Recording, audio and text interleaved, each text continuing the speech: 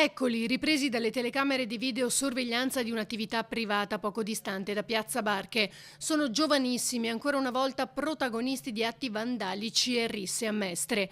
Tra sabato e domenica due gli episodi che si sono verificati a distanza di poche ore l'uno dall'altro.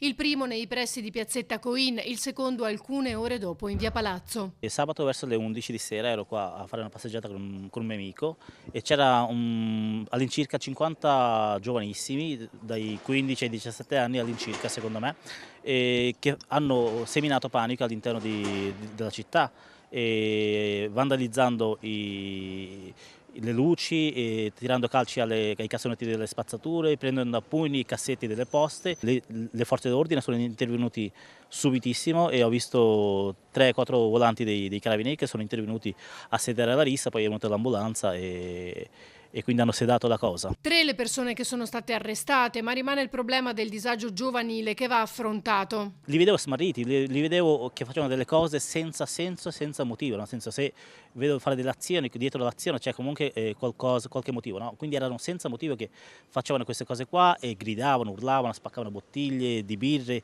come se fossero cioè,